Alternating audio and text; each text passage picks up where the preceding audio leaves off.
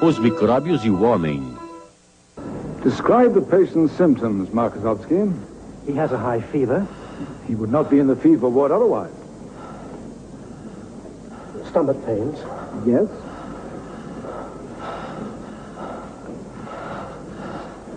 No rash on the chest. You expected one? Well, in a typhoid case. You have told us nothing to suggest it is typhoid yet. Continue. The patient has a stone in his bladder. To remove it is one of the few internal operations we can perform with some hope of success. So even lithotomy must be done deftly and as swiftly as possible.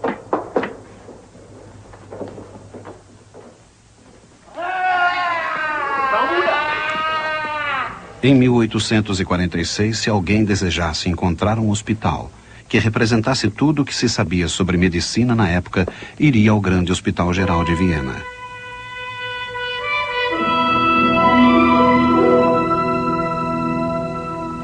Construído na década de 1780 pelo imperador Franz Joseph, era uma instituição de caridade com 4.000 leitos e departamentos para todos os males então conhecidos.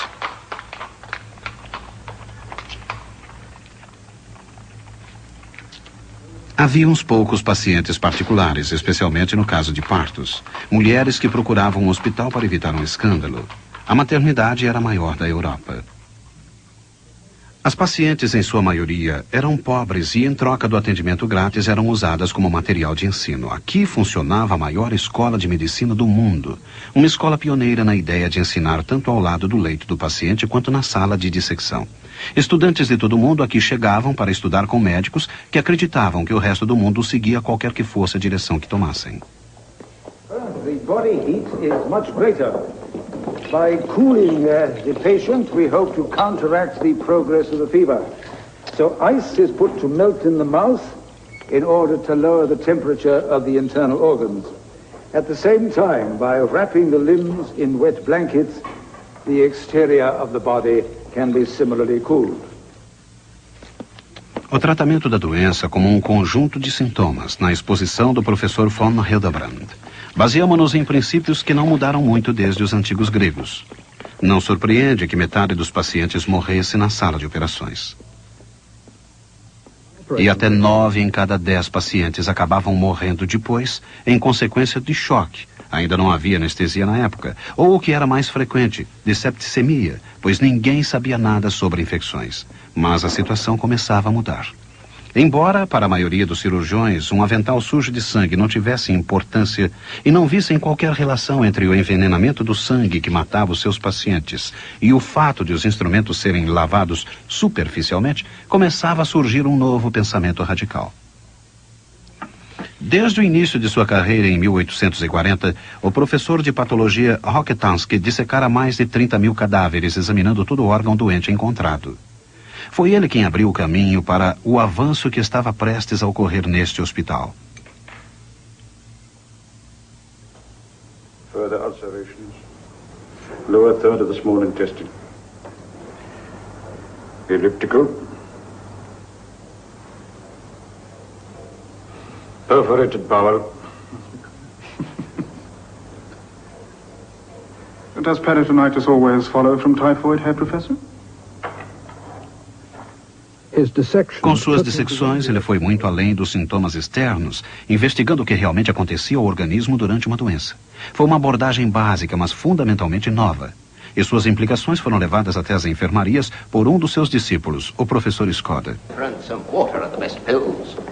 Medicine is immaterial. It can surely do some good, sir. Only if applied to halting the anatomical changes the disease is bringing about in the body.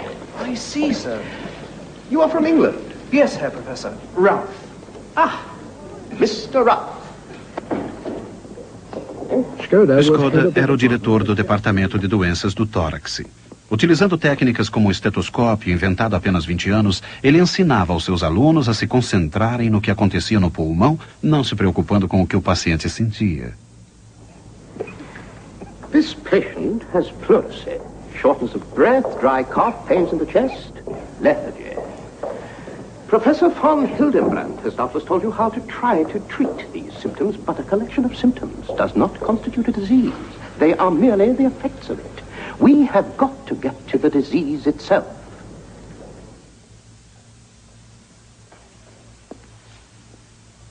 Com a técnica de bater no peito do paciente para registrar a gama de sons que se podia ouvir do pulmão, ele não fez muito para o paciente, mas para Scott e Rokitansky o tratamento era irrelevante. First, define the sound. Full to hollow, dull to clear, heavy to light. Full and heavy. Para eles interessava compreender o processo da doença. Só assim, acreditavam, a medicina poderia progredir. Esta era uma abordagem compartilhada pelo garoto prodígio de Scott, von Hebra, diretor do Departamento de Doenças da Pele, que examinava seus pacientes em público por mais íntima que fosse a sua doença. Man, so the students can have a good look at you. They've got to learn somehow. What do you think you're here for, eh? To get well? Now that's sore on his upper lip. It's not eczema, is it? Married? Yes, sir. Good woman? Yes, sir. It must be you. Me, sir? Pick him up at the back of the Joseph Stadt, do you? It's more exciting than anything you get from your wife, right? No, me, sir. Oh, come on. If you've not been sleeping with the whores at the back of the Joseph Stadt, who have you been sleeping with, eh? You've got syphilis, man. If you didn't get it from your wife, who did you get it from? Well, Oh, never mind. In the primary stage at the moment. Right, let's get your britches down and see if you've got it on the other region, too. Oh, never mind about them. They'd like a good look. Would serve as a timely lesson to them, too. And you. Come on, then, hurry up. Mas Hebra, Scott e Rokitansky não tiveram a oportunidade em seus departamentos de demonstrar onde levaria essa nova abordagem da medicina. Esta oportunidade apresentou-se entre as mulheres na maternidade. O maior temor não era o parto, mas sim a febre puerperal, que se seguia ao parto. O processo era sempre o mesmo. A mulher dava à luz sem problemas e muitas vezes já estava amamentando o bebê quando a inflamação se espalhava por todo o abdômen. Aplicavam-se ventosas para reduzir essa inflamação.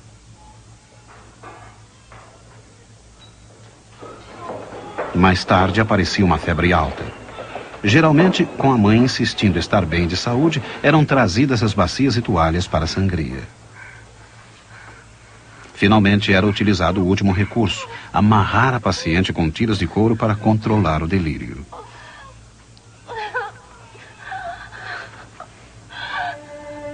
Mas um médico húngaro, Semmelweis, ficou horrorizado com o que viu. Viena tinha a maior taxa de incidência de febre puerperal da Europa. Em alguns surtos, uma mãe em cada 3 morria e os bebês morriam junto.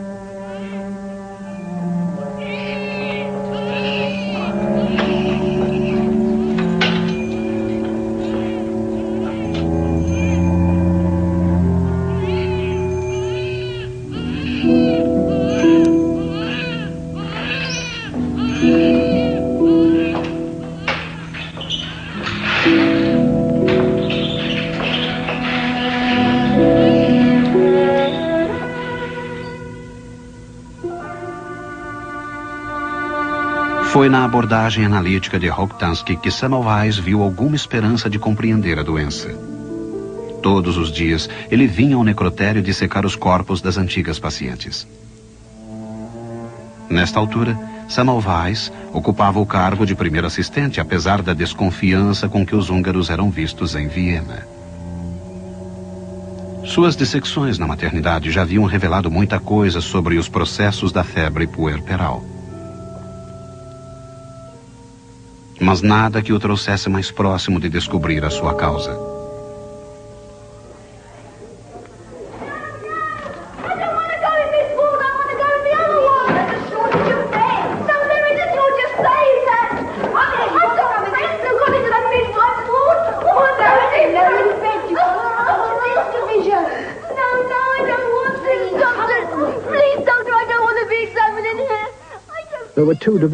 Havia 2 divisões na maternidade. A primeira dirigida por Semmelweis e seu chefe, o professor Klein. A segunda só pelas parteiras. Dr. Semmelweis? Yes, Herr Director. Do we have a bed for her? In the midwife... Na divisão das parteiras, não havia tantos casos de febre puerperal como os registrados na divisão do professor Klein. Num único ano, morreram 5 vezes mais mulheres na divisão de Klein do que na outra. Semmelweis sabia disso, assim como as mulheres que aqui chegavam para ter os seus filhos. Trouble, Doctor? She doesn't want to be admitted to our division, sir. She's lucky to be in hospital at all. Now, Dr. Semmelweis, any new fever cases this morning? 3 in here, sir. 2 in the next ward and 1 in each of the others. The miasma is peculiarly active at the moment. Puerperal or childbed fever is dependent on 2 factors. Externally, the miasma, which hangs in the air over lying in hospitals like ours. Or internally, the failure of the uterus to give a proper lochial or milky discharge, always very low in puerperal fever cases.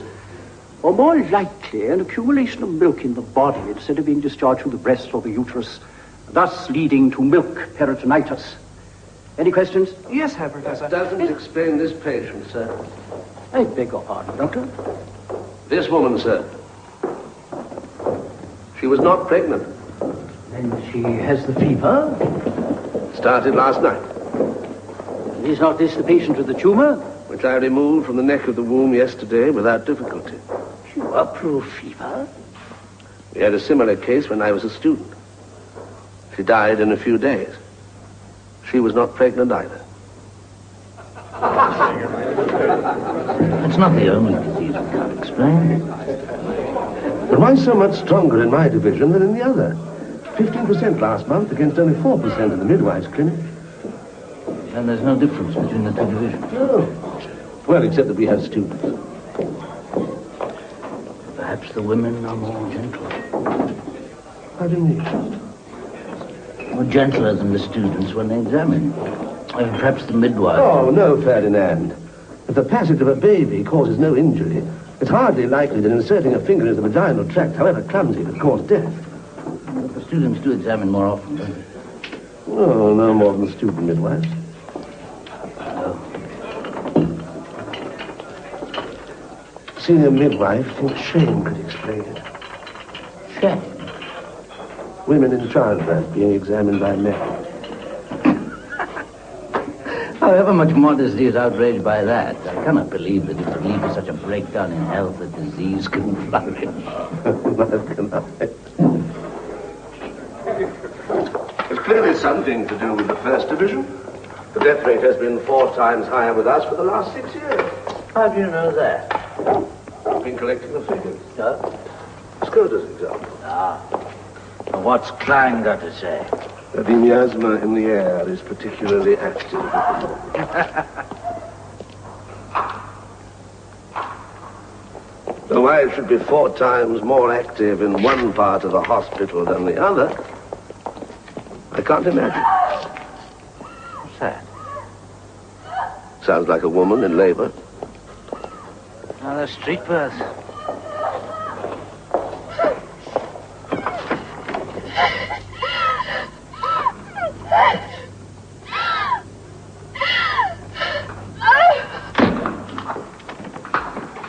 Take this woman to the hospital.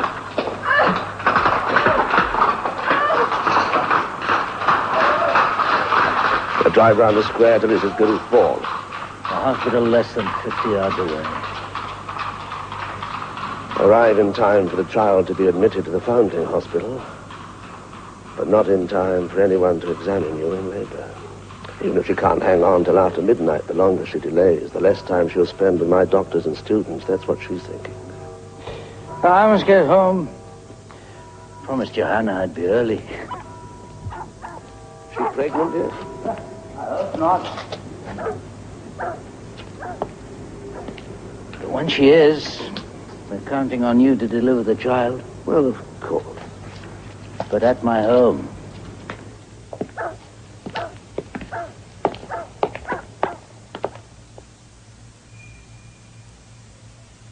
Desde o início, Semmelweis começou a comparar as diferenças entre as 2 divisões.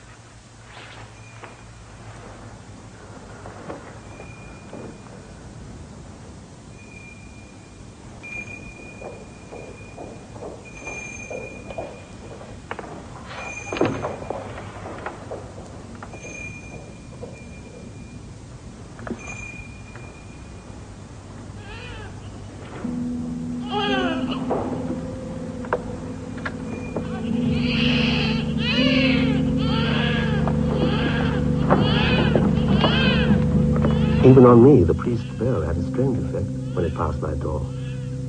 Yet I could not see how fear, a state of mind, could bring about such anatomical changes as those to be seen in puerperal fever. But I did know that in the midwives' division, the priests did not have to pass through their wards to reach the dying. So the women don't see it, or have that bell to put the fear of death into their hearts before they even have their babies. And do you think that's why they don't get the fever so much? I very much doubt it.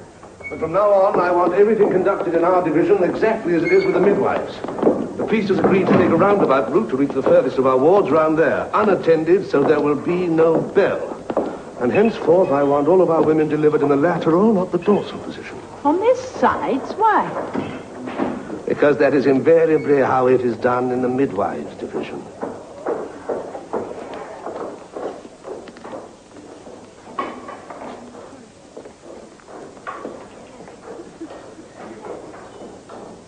I had thought our greater mortality was due to something endemic to the First Division itself.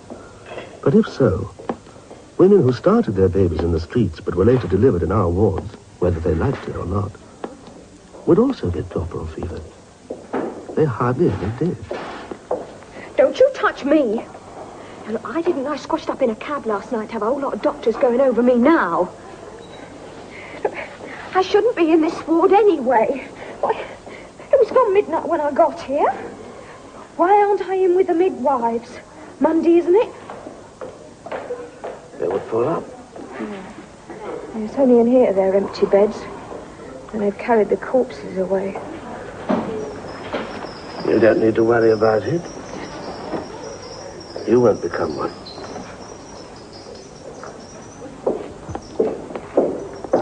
So if the cause is something to do with the First Division, must be something that happens before delivery.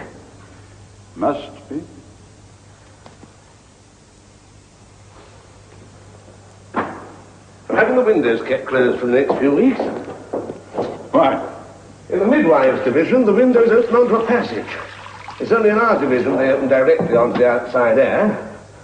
So if there is anything in this peculiarly active miasma that Klein believes in...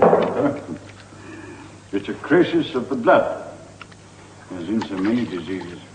Puerperal fever is unique. Is it? It's always assumed to be. Well, how can it be unique?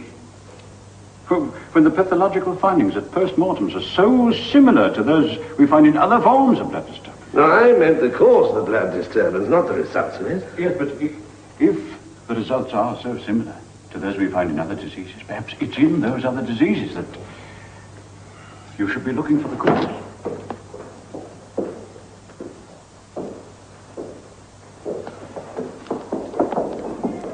Soup again? I can't go another day with only soup. That's all they get on the second day in the other division. And Dr. Semmelweis insists the diet's to be the same. Well, what do I have tomorrow? Soup. With bread and jam. Cheer up. On the seventh day, it's roast veal. She was delivered on her back, against my firm instructions. If I may say so, Dr. Semmelweis, none of your instructions have made any difference to the fever cases yet. Perhaps because they're not being obeyed. Is there anything else, Doctor? Yes. On every woman's bed, I want to see not only her ward number, but also the number of the bed she occupied in the delivery room. And if fever develops, I want the time it started as well. Yes, Doctor. You see, I'm beginning to notice that the fevers develop in exactly the same order as the women are examined in labour. I've never doubted it's the students' fault myself. Some of these foreign ones we have. Well, if it is, then we must prove it. We can only do that by eliminating all the other factors first.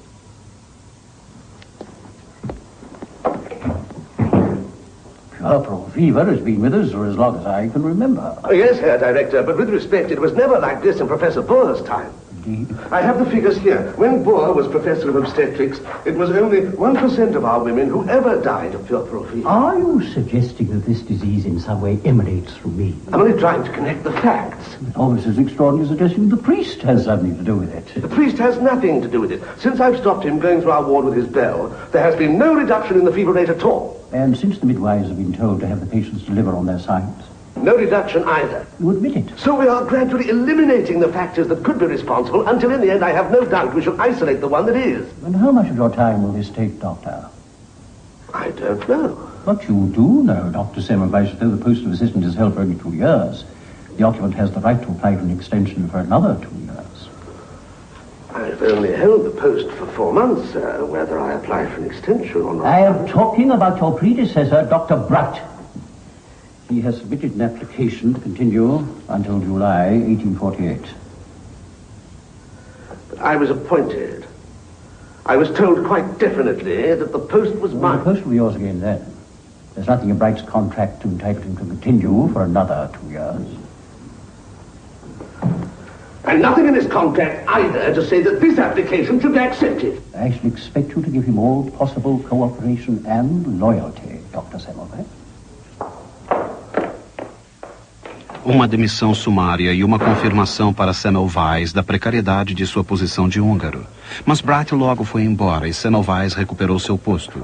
Enquanto isso, as notícias sobre a mortalidade da febre puerperal chegavam aos ouvidos do imperador, que nomeou uma comissão governamental para investigar a questão. Klein, determinado a manter sua posição na política médica de Viena, não permitiu que ela se avistasse com um homem que poderia ter lançado alguma luz sobre as investigações, e sugeriu que os responsáveis fossem os estudantes estrangeiros.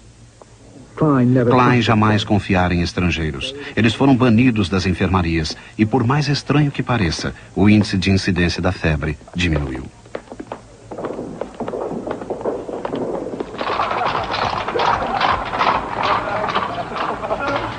As soon as I was reinstated as assistant, I took a short holiday in Venice with a couple of friends before taking up my duties again.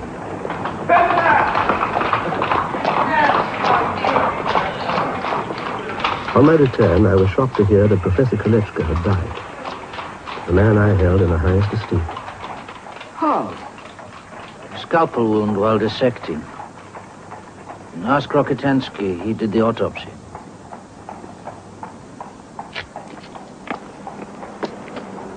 Little more than a pinprick. They didn't even notice it.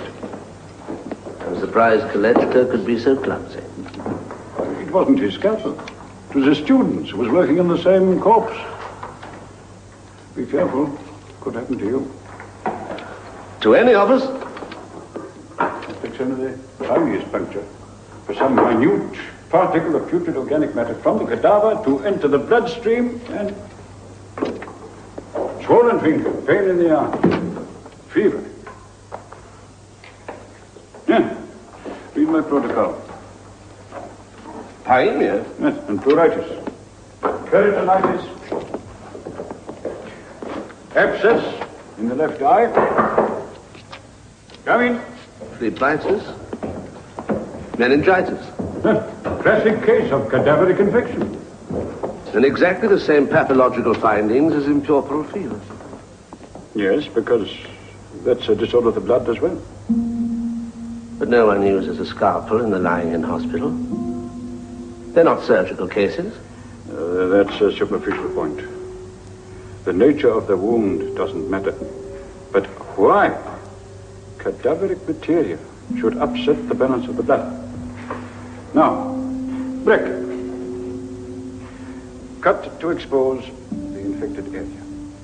But how could cadaveric material enter the bloodstream of a pregnant? It rushed into my mind with irresistible clarity that if the disease from which Kolechka died was the same as that which proved fatal to so many women after childbirth, then the cause could be identical. Did the women I see dying have cadaveric material carried into their circulation too? It's very putrid, sir. That's not unusual, Beck. Carry on. To that question I can... Todas as manhãs. E isto acontecia na melhor tradição da escola de Viena. Os estudantes acompanhavam o professor Klein examinando mulheres durante o trabalho de parto. Esses estudantes vinham diretamente da sala de dissecção. Obviously not well enough. If a particle of cadaveric matter so small it could enter a pinprick in poor Kolechka and kill him, well, think what could happen in the wound left by the separation of the placenta alone. No wonder they have less puerperal fever in the midwives' division. They don't dissect in the dead house. And it explains why women with prolonged labour, maybe examined by students 2 or 3 times, invariably get the disease, while those with short labour generally don't. And also why they go down in rows, in the same order they were examined in the labour ward. But it doesn't explain why women who are not even pregnant can get it. Students don't examine them in labour. But they still examine them. And even if they don't, I do. Which is probably why the fever rate decreased when Dr. Bright temporarily deprived me of my post. I understood it also decreased when foreign students were barred from the ward. Well, of course, because they tend to be more conscientious than the others and examine more often. Dr. Bright examined women, too. Dr. Bright was not so anxious to discover the cause of this disease that he got up early every morning to dissect. His patients lived because he never went near the dead house.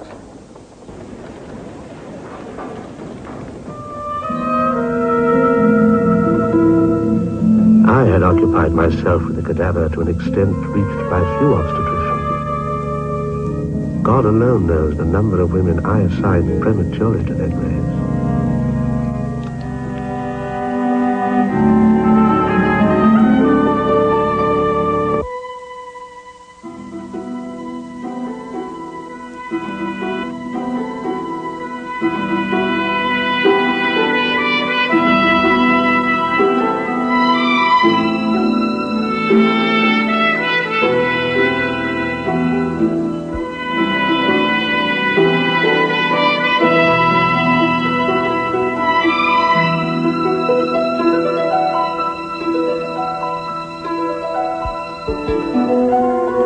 Semmelweis buscava um produto de limpeza que removesse das mãos qualquer partícula de matéria putrefata dos cadáveres.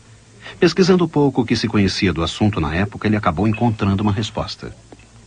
And doctors, at least he includes himself, all students and doctors who enter the wards to make an examination must wash their hands thoroughly in the solution of chloride of lime, which is placed in convenient basins near the entrance to the ward. And do it thoroughly, till there is no smell of the dissecting room on your hands at all. There's a pretty foul smell from this, sir. Not one that kills. Do we carry the bowl with us from one patient to the next? As long as all traces of the dead house have been removed first, soap and water will be sufficient between examinations.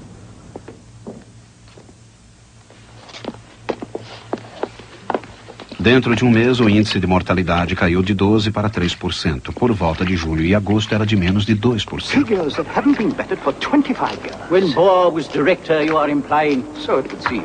Why should that particular professor of obstetrics be so enlightened? He didn't have the advantage of Dr. Semmelweis's advice. No, but Bohr used to teach on the Phantom until you in Phantom.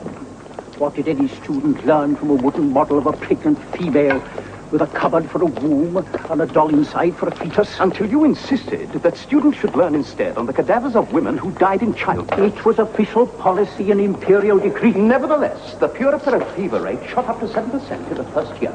Go down. You are Professor of Chest Diseases here. I am Professor of Obstetrics. Good morning.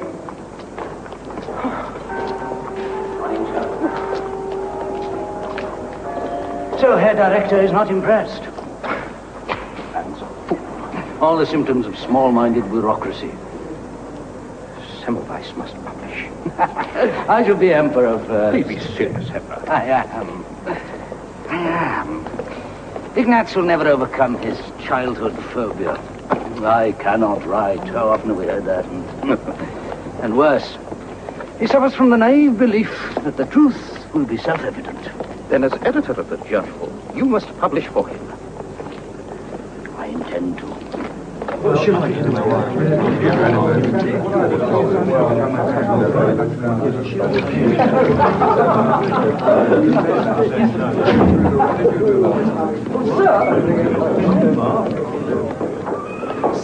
we had a meeting. All the foreign students. If we each write to a professor or obstetrician in our own countries, well, between us we can cover the whole of Europe. I shall write to London. Yes, yes. Well, do we have your approval, sir? Of course, if you think it's necessary. Thank you, sir.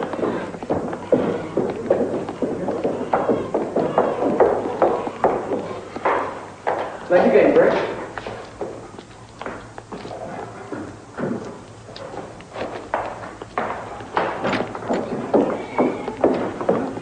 Not a single case in the whole ward. Come, we'll go straight to the delivery room. Mas não demorou muito e a febre estava de volta. This evil-smelling chloride that permeates the entire hospital is not the magic cure. The figures are up again today, Herr Director. 5% have fever. And how does my assistant explain that? One of you, at least, has been willfully defying my instructions. Show me your hand.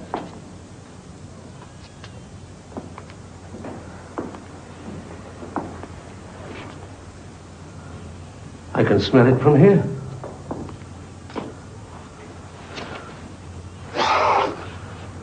Stench of the dead house.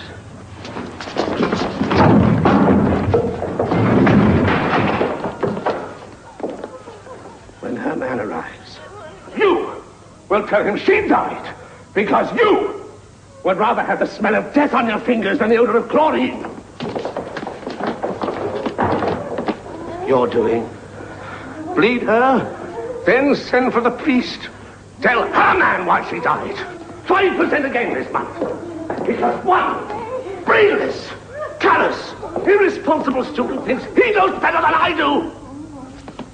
I give to you a murderer.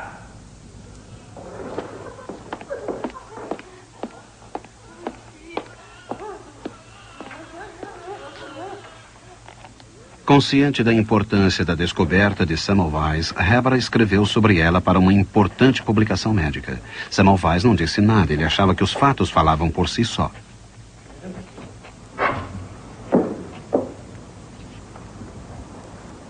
Ward 3, Doctor.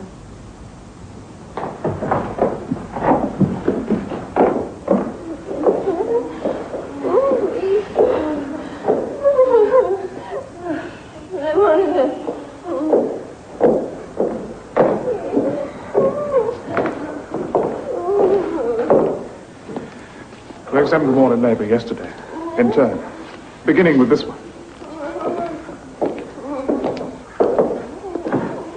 And we all washed thoroughly, as you noticed.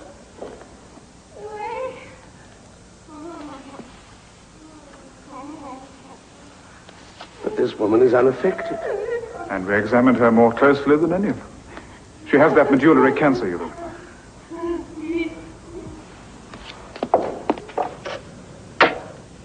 9 women in labour. The first has a foul-smelling cancer of the uterus, so I get the students to examine her most carefully. We move on to the others, one by one, examine them all in turn. Tonight, every one of them has trial bed fever, except the first. The woman with the cancer. So? It's not just cadaveric particles. It's any putrescent matter. We infected the others with what we took from the first. Are you sure about that? No, not yet. But I'm going to insist that the washings take place between every examination. Frau Muller? What is going on in this hospital? My authority is being openly defied. I'm sorry, Herr Director, but Dr. Semmelweis... And who is that woman? She has a badly discharged and carious knee joint. Dr. Semmelweis is having her transferred to the General Hospital. Why? Patient next to her has developed childbed fever. So, your innumerable and time-consuming hand washings are a failure.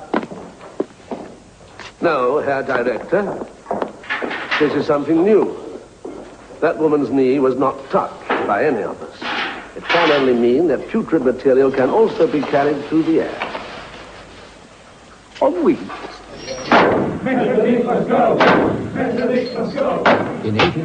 Em 1848, o Império Austro-Húngaro estremecia com uma revolução que se espalhava pela Europa.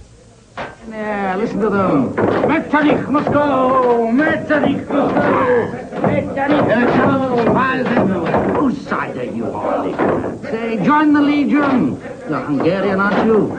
Your countrymen are rebelling against the Habsburgs. Stand up for Kossuth. Metternich will go in a couple of months, and so will Klein, and so will all the rest of the old guard. Metternich must go! Metternich must go! Klein must go! Klein must go! Klein must go! Johann Klein must go! Johann Klein must go! Johann Klein must go! Freedom!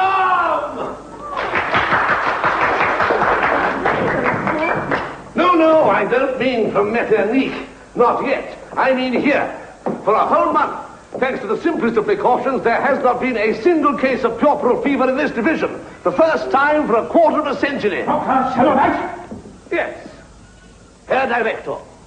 There are no political affiliations in this hospital. Go and change that uniform at once. With respect, Herr Director. The Academic Legion is still a legal organization in Vienna, and since I'm not on duty, I have every right to wear it. Not in my wards, Doctor. You have 5 minutes which to change, or leave. Dr. Semmelweis? Now. A message from Professor Hebra. He wants you at his house. Frau Hebra's pains have started. And get a bag of chlorinated lime. Yes, Doctor.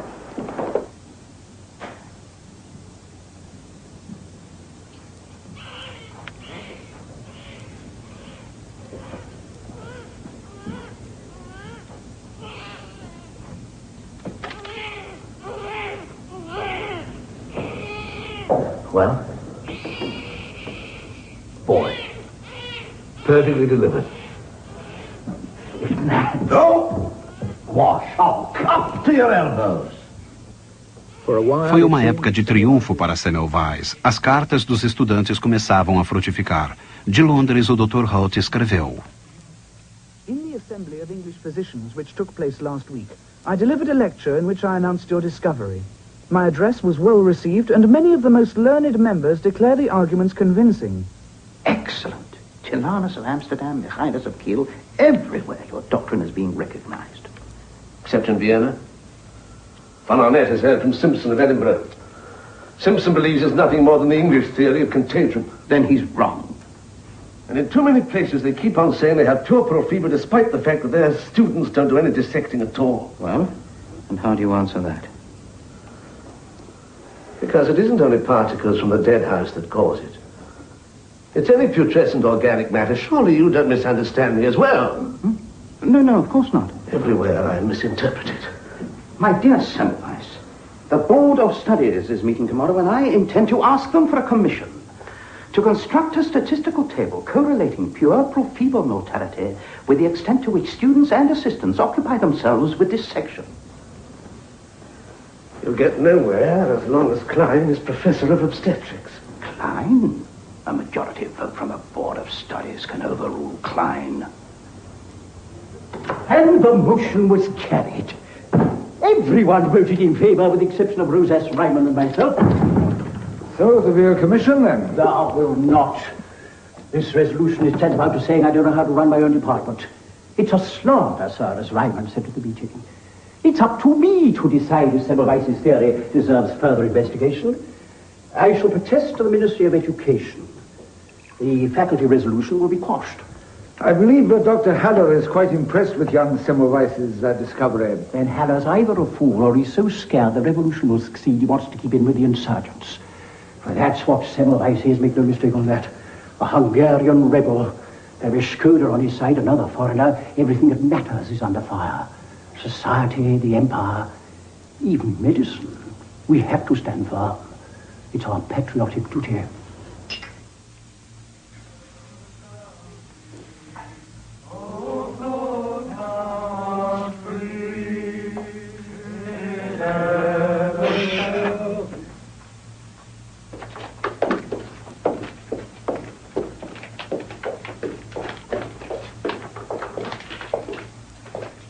A revolução fracassou. A velha guarda estava mais firme do que nunca. Klein recusou-se a renovar o contrato de Semmelweis e nomeou um certo Dr. Brown para ocupar o seu lugar. Semmelweis candidatou-se a um cargo de docente, mas aguardou em vão uma resposta. Mesmo assim, continuou se recusando a falar ele próprio do seu trabalho. The Academy of Sciences for you. They're already prepared to provide you with funds. I don't need funds. I only need access to hospital records. Klein has now barred me from those. It can't all be proved by statistics. Experiments on animals. That's what's needed now. What do we learn from animals we don't know already? Accept the Academy offer. You need money to live on anyway. Experiment on animals.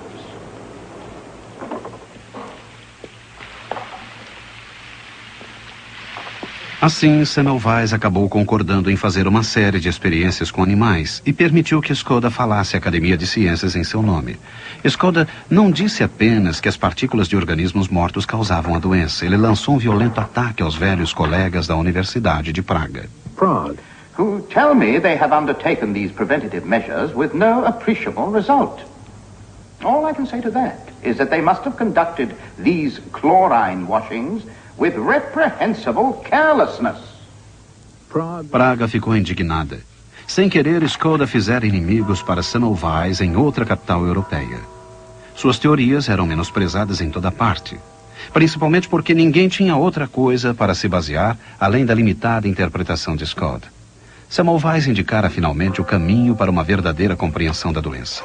Mas muitos fatores haviam contribuído para obscurecer o verdadeiro valor dos seus resultados, acima de tudo, seu obstinado apego à ideia de que a verdade venceria.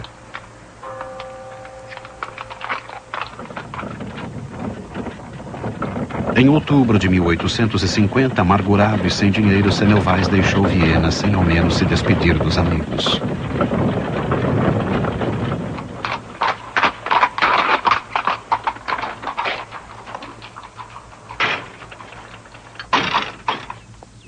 Voltou a Budapeste, sua cidade natal, onde reencontrou Markusowski, antigo estudante em Viena e hoje um próspero clínico geral. Semmelweis logo percebeu que até mesmo na sua cidade sua doutrina era mal compreendida. Our students at the university clinic, they dissect. Don't attend women in childbirth at the hospital, and yet there's plenty of puerperal fever there. It's not just dead bodies, Ludwig. Well, I was led to believe. Show me this hospital and I will explain it. Não foi preciso muito tempo. O obstetra-chefe era também o cirurgião do hospital. Graças à influência de Markusowski, Semmelweis tornou-se professor de obstetrícia na universidade. Imediatamente introduziu na clínica todas as suas técnicas de desinfecção, reduzindo a incidência de febre puerperal. Mas, de repente, ocorreu um novo surto, e os administradores que se opunham a ele, tanto quanto Klein, saíram vitoriosos. Give the laundry contract to the man who is the cheapest. Of course he's cheap. Most of it comes back in the same foul condition it went out in. Smell it. Your clean linen. That's the cause of our latest outbreak. Sua clínica tornou-se a mais segura de toda a Europa. Mas ninguém ainda sabia nada sobre a questão.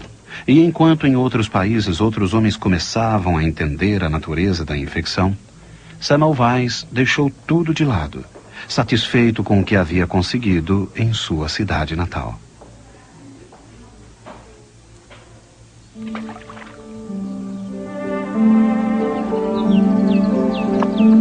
Aos 38 anos, finalmente descansava um pouco. Conheceu uma jovem de 18 anos, Mary Weiderhoven, delicada, compreensiva.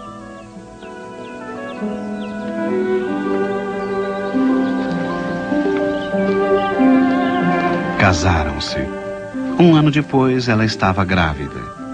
E quando o bebê nasceu, Inácio tomou todas as precauções para evitar o risco da febre puerperal. Mas dentro de 48 horas, o bebê morreu de hidrocefalia.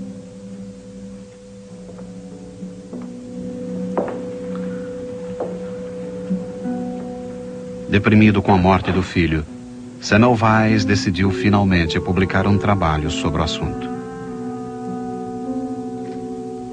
Fazia 12 anos de sua descoberta em Viena, etiologia, conceito e profilaxia da febre puerperal. Mas ele estava 12 anos atrasado. O relato de suas descobertas foi atacado e o livro quase passou despercebido. Desta vez, Semmelweis retomou sua causa, escrevendo cartas abertas aos seus oponentes. I carry with me the conviction that since that year, thousands of women and babies have died who need not have died. In this Massacre? You, Herr Professor, have participated. Your teaching is based on the dead bodies of lying-in women, slaughtered through ignorance. And I have formed the unshakable resolution to put an end to this murderous work so far as lies within my power to do so. This homicide must cease. I shall keep watch on every man who dares spread dangerous error. If you continue, Herr Hofrath, to teach your students that puerperal fever is epidemic, I denounce you before God and the world as a murderer. Oh, if only Semmelweis had been in London with me, France. He'd have realized then his fanatical raving against his enemies just makes him a laughingstock. I saw gynecological operations performed there that Ignatz could learn to do here, with far less danger. But even now, with his prophylactic methods, he's a far better record than they have. Yes, but you tell them that in London, and they just laugh. If they've heard of him at all, they think he's a lunatic. I sometimes wonder whether he may not be. Oh, Marie, I only... Behaving so wildly. Dr. Hirschler tells me that the other day he suddenly leapt to his feet at a faculty meeting and recited the oath made by midwives on qualifying. It had no bearing on anything they were discussing. Get him back to work. That's the best therapy for him. Gynecological surgery. He could solve the whole problem of wound infection if he set his mind to it. While in London, I heard of a professor in Glasgow who was already teaching his students that the amount of suppuration from a wound follows directly the amount of decomposing matter that gets into it. What this does exactly, Oh, I'm sorry, Marie. It's just that medicine is moving ahead of Ignatz, and I so want him to catch up. It's already been demonstrated that disease can be caused by invisible organisms carried in the air. Now, Ignatz would say he proved that himself 18 years ago. That woman in Vienna with the carious knee joint. The question now is, what are these organisms, these germs? How do they work? How can they be identified? Ah, Ignatz. How are you, Ignatz?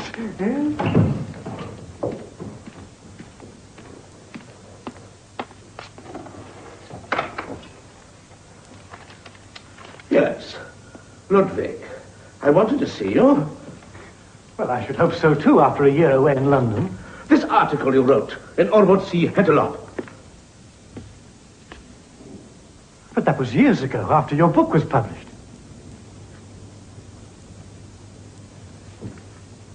Something yet to be discovered? You too find my doctrine not yet fully established. Ignatz, be reasonable. Ignatz, you're not yourself. Man, I thought my friend. That was a clearer explanation of your doctrine than anything you ever wrote. Just because I said the next stage must be to identify. Next stage? The facts, the figures, the statistics prove everything that matter. Cleanse the hands. Cleanse the instruments by a single Kreutzer's worth of chlorinated lime. Yes, but what are we fighting? That's what we must ask now. What is it in decomposing animal matter that causes the physiological changes seen in disease? I'd just come back from London, Ignatz, and I was telling Marie about this surgeon in Scotland who's thinking on just the same lines as you have been. Leave my house. Ignatz. I said, leave my house. Get out. I'll have my enemies inside my own house. There are enough inside as it is. I'm surrounded. Scratchy, Brown, Scansoni, you, traitors, murderers.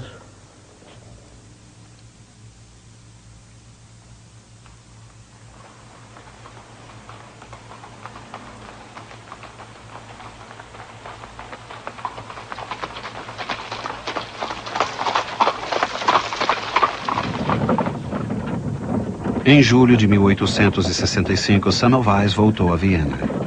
Seu velho amigo, von Hebra, o aguardava na estação.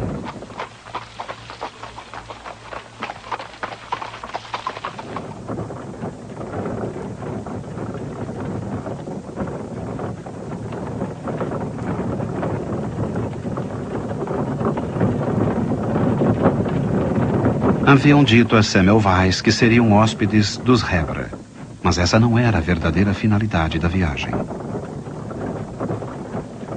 1st of January 1849 to the last day of December 1858. Precisely 1,924 women died in your lying-in hospital who would have lived if anybody had listened to me. Did you know that?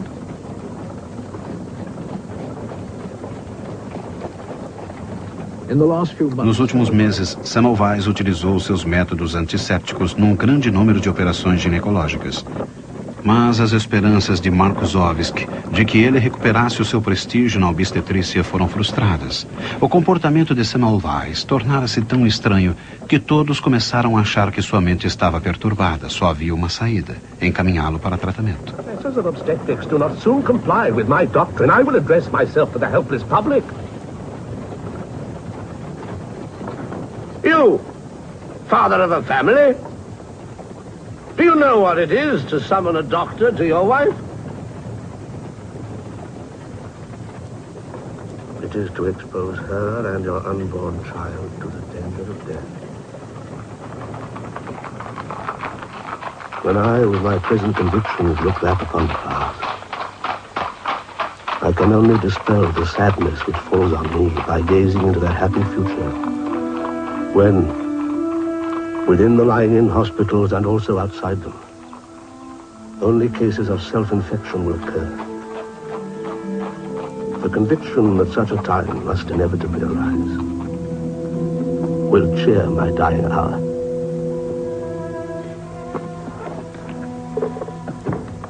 Are we there, then?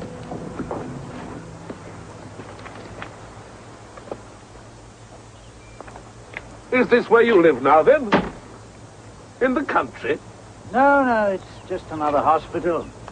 I think you'd be interested to see it. Would you like to? Do we have time? Oh, yes, there's plenty of time. Dr. Rydell, an old friend of mine. He'd be most interested to meet you. Show you around. I'd like to. But there's Mari and the child. Oh, Mari won't mind waiting. You'll wait, won't you, Mari? Come along.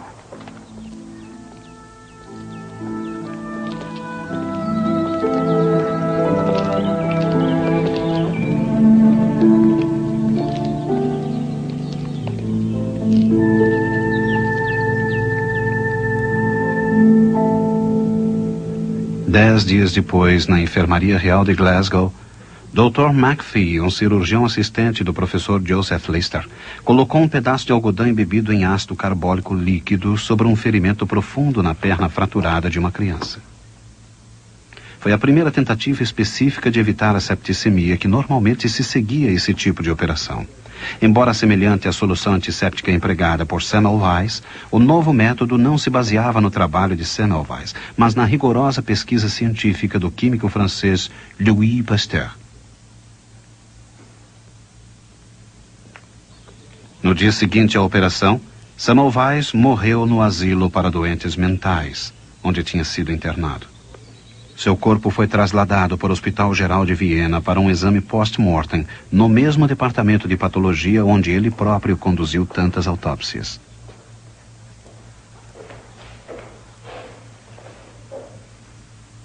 Rokitansky ficaria sabendo que seu amigo morrera de septicemia. A infecção parece ter se generalizado a partir de um pequeno ferimento no dedo médio da mão direita. Um acidente quase idêntico ao que levou à descoberta 18 anos atrás. 4 dias depois, em Glasgow, Joseph Lister removia o tecido da perna do paciente. Não havia qualquer sinal de pus ou de envenenamento do sangue. O princípio da antisepsia estava cientificamente provado. Era exatamente a prova científica que homens como Pasteur podiam oferecer e que Semmelweis jamais julgara necessária.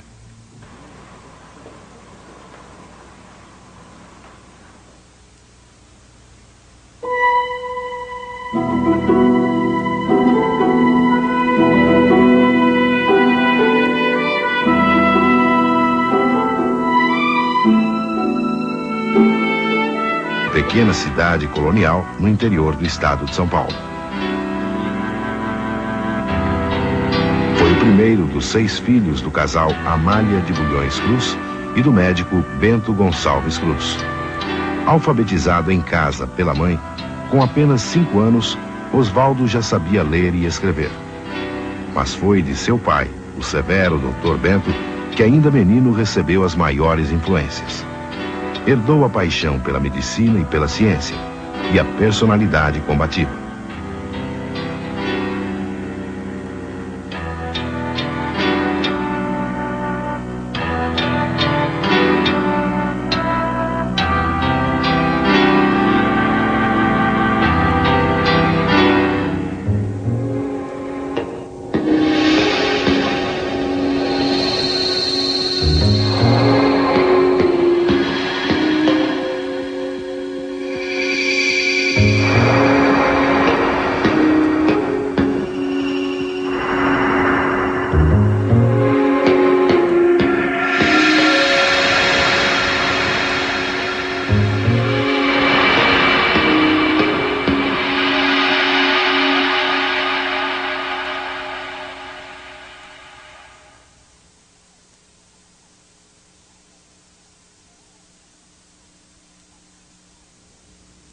Aos 5 anos de idade, Osvaldo Cruz se mudou para o Rio de Janeiro com a família. Mas foi da primeira infância em São Luís que ele guardou as lembranças mais marcantes. Nas margens do rio Paraitinga, o menino passava horas fascinado pelo movimento contínuo das águas e pelo pequeno alvoroço dos insetos à beira-rio. E ouvia as cantigas melodiosas e tristes das escravas lavando roupa. Foi nesse ambiente bucólico que a criança solitária começou a desenvolver todo o seu espírito observador. O amor pela natureza, a capacidade de se encantar diante dos seres vivos e o elemento água, constante no rio de sua infância, tornaram-se fundamentais ao seu percurso de médico e cientista. A vida é tão maravilhosa que é quase um milagre imaginarmos que dentro de uma pequena gota d'água possam existir milhões de seres vivos. A história de vida do cientista se confunde em muitos momentos com a própria história da medicina experimental e do modernismo científico brasileiro e mundial. O século XX caracteriza-se por uma revolução sem precedentes na história da humanidade. O mundo se torna modernista. Através dos meios tecnológicos, a cultura passa a se reinventar por toda a parte. Cada vez mais, a vanguarda da ciência, das invenções ou mesmo da engenharia tem algo em comum com a vanguarda das artes. Na medicina, por exemplo, o aperfeiçoamento do microscópio em 1824 e sua posterior utilização na ciência médica modificariam os conceitos médicos científicos do período. Esta pequena invenção humana, através da aproximação e ampliação das coisas, demonstrava de forma quase miraculosa a existência de todo um universo invisível a olho nu. Com o microscópio, surgiu uma nova forma de enxergar o mundo que compreendia também os pequenos organismos vivos que cercam o homem. Mas sua atuação não se limitaria à medicina. A visão microscópica das pequenas moléculas de uma gota d'água seria um dos fatores que contribuiriam para o pontilismo, o abstracionismo e a fragmentação na arte moderna. O próprio termo experimentalismo, tão caro aos artistas de vanguarda da primeira geração modernista, surgiu pela primeira vez na ciência, com os avanços da microbiologia e das descobertas de Louis de Pasteur. O que Osvaldo Cruz, no certo sentido, vai representar é o paralelo desse movimento pasteuriano aqui no Brasil. Ele vai ser aqui o responsável pela consolidação de toda essa revolução pastoriana, não só no sentido da criação de linhas de pesquisa, de novas temáticas, de consolidação das bases conceituais dessa revolução pastoriana, mas fundamentalmente ele vai também ser o responsável pela constituição de uma instituição científica que vai dar permanência a esse trabalho. Pai do experimentalismo científico, Louis de Pasteur foi um químico e microbiologista francês, que no final do século XIX descobriu que as doenças infecciosas eram causadas por germes. Ao detectar o vírus da raiva, Pasteur revolucionou os métodos de combate às doenças. Depois das descobertas de Louis Pasteur, a ciência médica jamais seria a mesma. A microbiologia introduziu a observação em condições de laboratório. Quer dizer, a medicina deixava de ser observacional para ser uma medicina experimental. Mas o modernismo antecipou o próprio século XX. Já em 1880, a inquietude dominava o homem comum. Ele não sabia o que se passava nos porões da ciência, ainda não compreendia para onde caminhava, mas se deixou invadir pela sensação de ritmo acelerado de mudanças em todas as áreas do conhecimento humano. Uma nova ordem das coisas se apresentava à medida que o novo século se aproximava. O fim de um tipo de história e o início de outra. Não era apenas a medicina que deixaria de ser observacional, mas a própria humanidade. O novo homem, cada vez mais, teria necessidade de comprovar por si mesmo a experiência das coisas.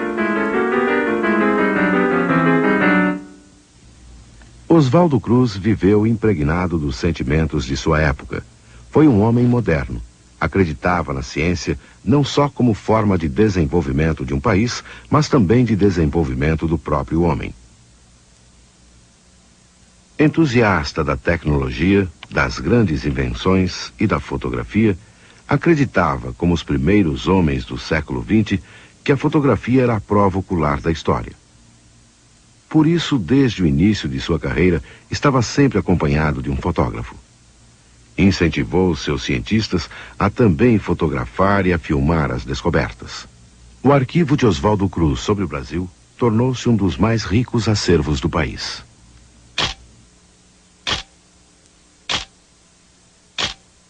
Em 1886, com apenas 14 anos de idade, Oswaldo Cruz ingressou na Faculdade de Medicina do Rio de Janeiro. Logo, o estudante se deixou fascinar pelo microscópio. Tornou-se um adepto apaixonado do ramo da ciência que se apoiava na microscopia, a microbiologia. Esta ainda era uma área polêmica do conhecimento médico-científico, mas já florescia na Europa graças a Pasteur. Animado com os avanços do bioquímico francês, Oswaldo Cruz voltou-se bem mais para a ciência médica do que para o exercício da medicina. Seguindo a tradição do período, dos médicos aspirantes a cientistas, e à custa de muito sacrifício, Oswaldo Cruz instalou um pequeno laboratório de pesquisas no porão da casa paterna. Nesse laboratório, passava suas horas de folga. Cientista é todo aquele que procura o conhecimento novo. Tanto faz na ciência médica como na física, matemática e outra coisa, né? Ciências sociais. Mas, realmente, até o século XIX eram todos médicos, né? Até porque muitas profissões que nós reconhecemos hoje não existiam naquela época. Na pesquisa científica, dentro do campo da medicina, eram médicos e faziam essa pesquisa, às vezes na própria casa, ou às vezes na própria escola onde davam aulas, enfim, qualquer coisa desse tipo. Darwin, por exemplo, fez, que é o pai da teoria evolucionista, ele fez as suas pesquisas na casa dele. Em dezembro de 1892, aos 20 anos de idade, Oswaldo Cruz defendeu a tese A Veiculação Microbiana pela Água, aprovada com louvor e que lhe valeu o título de médico. Queria ampliar seu próprio laboratório. Foi incentivado pelos seus professores a continuar seus estudos no avançado Instituto Pasteur. Mas nesse período, um trágico acontecimento marcou para sempre sua vida e o fez adiar seus sonhos de cientista. Seu pai, Bento Gonçalves Cruz, morreu com apenas 47 anos, deixando a família sem recursos. Oswaldo Cruz, então, se viu obrigado a sustentar a mãe e os irmãos. Abandonou as pesquisas e começou a exercer a medicina, assumindo a clínica do Dr. Bento. Em memória do pai, passou a assinar em suas receitas e mais tarde nos documentos oficiais, Gonçalves Cruz.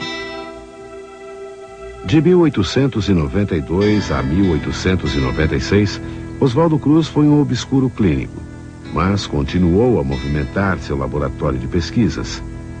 Em 1893, casou-se com Emília Fonseca, com quem teve 6 filhos. Oswaldo era tratado como filho pelo sogro, que ajudou o médico a ampliar seu laboratório e lhe ofereceu de presente a tão sonhada viagem a Paris. Nessa época, Oswaldo Cruz conheceu o Dr. Salles Guerra, que mais tarde, ao lado de Belisário Pena, seria o responsável pela reavaliação do cientista. O Salles Guerra é um médico particular do Oswaldo Cruz, amigo médico dele. Ele escreveu uma das biografias mais importantes sobre Oswaldo Cruz e certamente, né, participou desse discurso, dessa mitificação do Oswaldo Cruz, até pela própria biografia que ele escreveu, né? Agora, eu acho que uma das figuras mais importantes não é nem o Salles Guerra, na construção dessa figura mitificada, mas é o Belisário Pena, que é um médico sanitarista que trabalhou com Oswaldo Cruz na campanha contra a febre amarela desde 1904 aqui no Rio de Janeiro. Ele acompanhou Oswaldo Cruz pelas viagens que ele fez em 1910, 11 na Amazônia, já doente, e quem tratava do Oswaldo Cruz nessa época era o Belisário Pena. Ao chegar à França, Oswaldo Cruz já tinha uma formação sólida. Dominava o francês e o alemão, interessava-se por literatura, por arquitetura e pela fotografia. E começou a acalentar o sonho de fundar um centro de pesquisas médico-científicas brasileiro.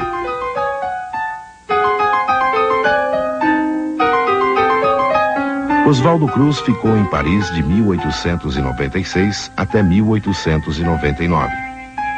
No Instituto Pasteur, teve grandes mestres, como o cientista Emílio Hux, descobridor do soro antidiftérico.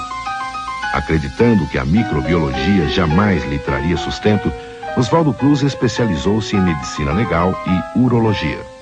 Mas seu fascínio pela ciência era tão grande que ainda em Paris, e por interesse próprio, submeteu-se a um estágio numa fábrica de vidro como operário, a fim de aprender a confeccionar os aparelhos necessários à análise e pesquisas clínicas. Na França, ao contrário da maioria dos intelectuais que lá chegavam, ele não se deslumbrou com o grande país. Pelo contrário, passou a enxergar com mais lucidez o Brasil. Em cartas para os amigos, revelava seu desapontamento com a Europa. Considerava a capital francesa um lugar triste e provinciano. Tinha saudades de seus amigos brasileiros e principalmente de seu grupo de estudos em alemão. Preocupava-se com os rumos políticos do Brasil. Chocava-se com as notícias da violência na campanha de Canudos e com o atraso do país na área da medicina e da educação.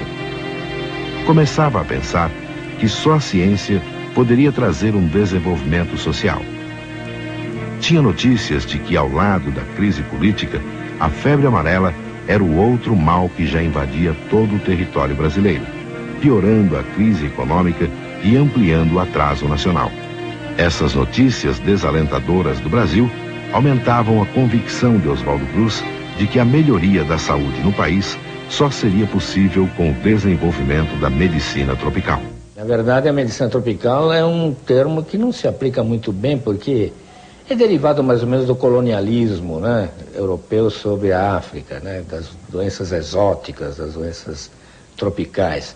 Hoje em dia nós sabemos que essas doenças, embora incidam com maior intensidade nas áreas quentes, nas regiões quentes, na verdade também chegam a atingir o primeiro mundo, né? No Brasil, na segunda metade do século XIX, começou-se a desenvolver estudos, especialmente na Bahia, né? Estudos sobre certas endemias, certas doenças endêmicas da Bahia, como por exemplo a esquistossomose.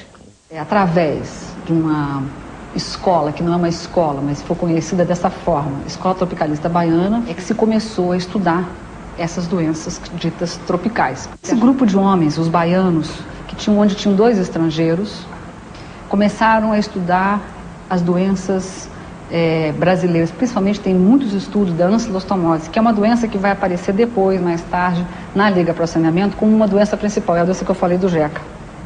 É a verminose. Um nome consagrado nessa época é Pirajá da Silva, né, que até hoje é considerado um dos nomes clássicos da medicina tropical brasileira, né? Depois disso, veio então houve o desenvolvimento de problemas, de necessidade de solução de problemas de medicina tropical em centros mais populosos, né, como o Rio de Janeiro, por exemplo, que era um grande foco de febre amarela, e que nessa época então despontou a figura de Oswaldo Cruz. Na Europa, o mundo fervilhava. A França era o centro dos grandes acontecimentos. Enquanto Pasteur, com a microbiologia, revolucionava a ciência médica, nesse mesmo período, Freud, no campo da psicologia, desenvolvia suas polêmicas teorias sobre o inconsciente. Nietzsche revolucionava a filosofia com suas ideias sobre o super-homem. E a física começava a se encaminhar para o grande salto qualitativo que ocorreria em 1905 com a teoria da relatividade de Albert Einstein. Representavam avanços que modificariam todos os conceitos éticos e estéticos da humanidade. A ciência no século XX, ela está muito ligada, ela recuperou essa possibilidade de estar ligada à história, não é? Ao tempo histórico, essas novas descobertas na física, né? As novas descobertas na matemática, não é? Todo esse mundo das relatividades, todas essas coisas reintroduzem a questão do tempo na ciência de uma forma profunda, tempo e eternidade, essas questões. Então reaproxima de modo assim dramático a ciência da filosofia, da arte, né? Descobertas como a fotografia, o telefone e o avião, ou ainda o fonógrafo, a mais radical extensão da memória cultural desde a invenção do livro impresso, e a luz elétrica, foram tão fundamentais e profundas que refletiram-se em todas as áreas do conhecimento, inclusive na literatura e na arte modernista e contemporânea. No século XX, essas coisas tiveram que se aproximar definitivamente. As artes, muitas delas, é o caso do cinema, por exemplo, são artes que já são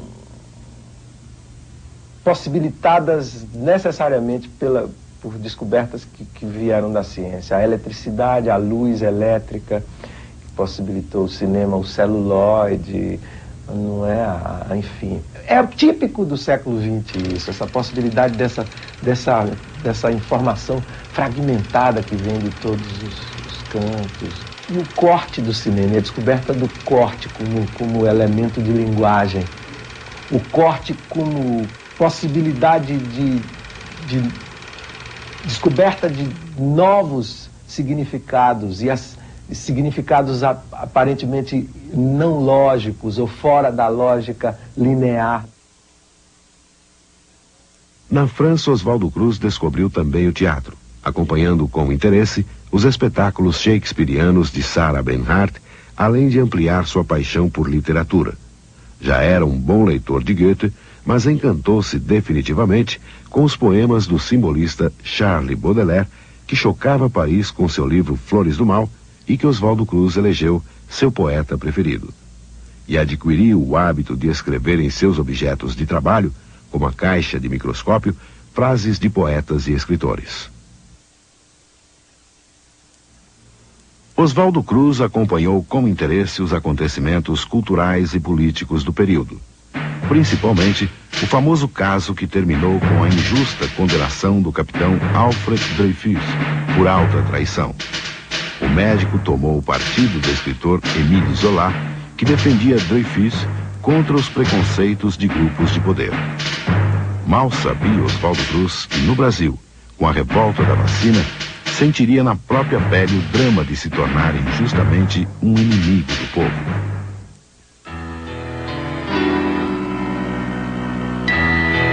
Eu sou tal qual um rei de algum país chuvoso, rico, mas impotente e moço, embora idoso, que doaio, desprezando as mesuras rituais, se enfada com os cães e os outros animais.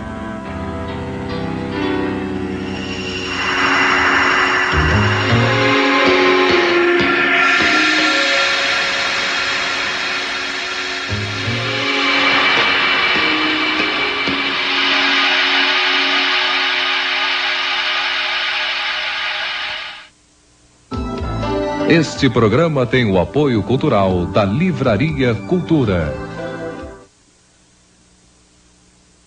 Mas naquela época eu era baterista, rebelde. Eu mudei para o Rio em 65 e comecei a grande Universidade das Ruas. Era um país tão decente para a gente.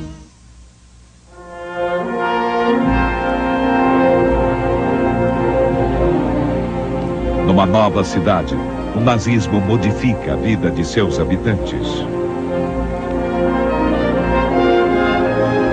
De Roberto Rossellini, um filme que marcou o nascimento do novo cinema italiano. Roma, Cidade Aberta, sábado, 10h30 da noite.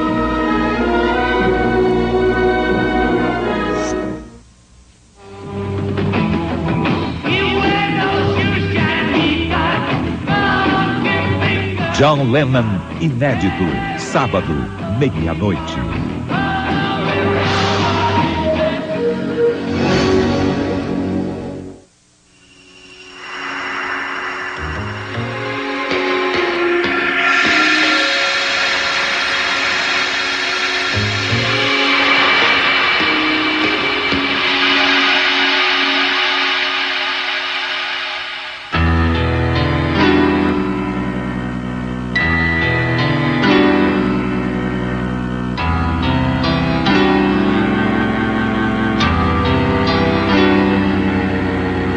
Ao voltar para o Brasil, no ano de 1899, Oswaldo Cruz era um novo homem. Singular, carismático e calado. Aos 27 anos de idade, sua vasta cabeleira já tinha fios brancos. Uma expressão romântica adornava seus olhos. E suas roupas pretas, com grandes cartolas na cabeça e lenços espalhafatosos no pescoço, davam-lhe um ar exótico. Andava sempre com uma maleta preta, e quem o via pensava antes que fosse um fotógrafo e não um médico. Boatos sobre seu comportamento logo corriam pela capital.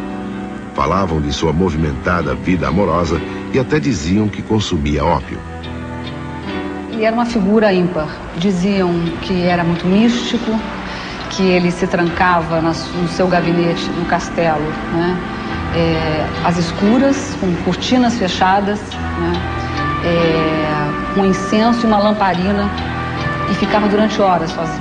E ninguém podia entrar, e todos sabiam e respeitavam este comportamento bizarro, né, do mestre. Desde sua chegada ao Rio de Janeiro, o médico não se distinguiu apenas pela extravagância, mas também pelo talento. Oswaldo Cruz se tornara uma sumidade em seu campo de atuação, respeitado pelo próprio Instituto Pasteur da França. Graças a esse prestígio, que logo se espalhou pela área médica carioca, em outubro desse mesmo ano de 1899, o médico foi a São Paulo verificar se os casos suspeitos de peste que apareciam no Porto de Santos eram de fato devidos a essa doença. A cidade ficou tão abalada que eles convocaram, a própria Câmara Municipal de Santos convocou um médico do Rio de Janeiro, que era um médico muito famoso naquela época, que chamava Eduardo Chapeau-Prévot, para vir para São Paulo para verificar se realmente o que o Adolfo Lutz estava diagnosticando como sendo peste bubônica era um diagnóstico correto. E o Chapeau-Prévot, quando veio a São Paulo, ele resolveu trazer o Oswaldo Cruz. A vinda para São Paulo acabou unindo Oswaldo Cruz a três grandes nomes da ciência médica brasileira: Adolfo Lutz, Vital Brasil e Emílio Ribas. Eles estavam revolucionando o conceito de medicina e de saúde pública no Brasil, mas à custa de muita polêmica e perseguições. Existia uma animosidade muito grande no meio médico contra os bacteriologistas, né? Em São Paulo existiam duas correntes muito fortes do pensamento médico. Uma que se congregava em torno do Instituto Bacteriológico e uma outra que se congregava em torno da Faculdade de Medicina, que foi fundada no começo desse século. E foi a partir dessa animosidade, dessa disputa entre as duas correntes, que em uma determinada altura o Adolfo Lutz resolveu aceitar o convite para ir trabalhar com o Oswaldo Cruz no Rio de Janeiro. Adolfo Lutz e Oswaldo Cruz, logo no primeiro contato, criaram uma forte relação de amizade e também profissional. Essa relação seria muito fecunda para o próprio campo da saúde pública. Alguns anos depois, indo para o Instituto Manguinhos, Adolfo Lutz seria um dos mais fortes aliados de Oswaldo Cruz na luta pela implantação da medicina experimental e do desenvolvimento de um centro de pesquisas médico-científicas brasileiro. Adolfo Lutz foi um dos maiores sábios que o Brasil já teve. Nasceu no Rio de Janeiro em 1855. Estudou medicina em Berna, na Suíça, estagiando em seguida em diversos centros europeus.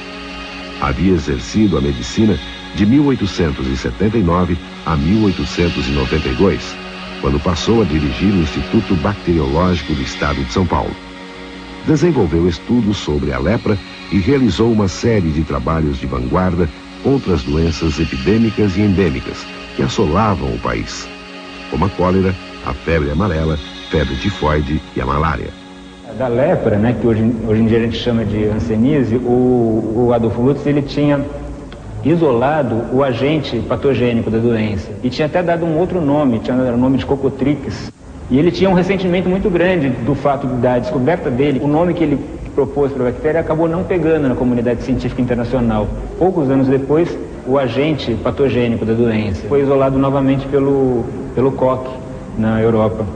E foi o Koch que deu o nome de Mycobacterium lepra, que é a forma como ela ficou conhecida até hoje. Uma coisa meio corporativista, dos europeus dando mais apoio para os médicos de lá mesmo. Naquele tempo, o Instituto Manguinhos reuniu uma pleia de pesquisadores notáveis, né? Tanto assim que nós temos, por exemplo, um caso único na história da medicina, a descoberta da doença de Chagas, por Carlos Chagas, em que ele mesmo descobriu a doença, o agente etiológico, o parasito e o transmissor. Dificilmente pode-se apontar um exemplo igual, né? Na minha opinião, ele mereceria ter ganho o prêmio Nobel, mas aí houve outras razões, né, mais importantes na época, como ainda hoje existe, né? Em São Paulo, Oswaldo Cruz tomou consciência definitiva da necessidade de institucionalização da medicina experimental e a implantação de uma política incisiva de exportação e divulgação dos experimentos brasileiros no exterior. Sem essas medidas, os bacteriologistas seriam sempre perseguidos no país, e a ciência brasileira jamais seria respeitada na Europa.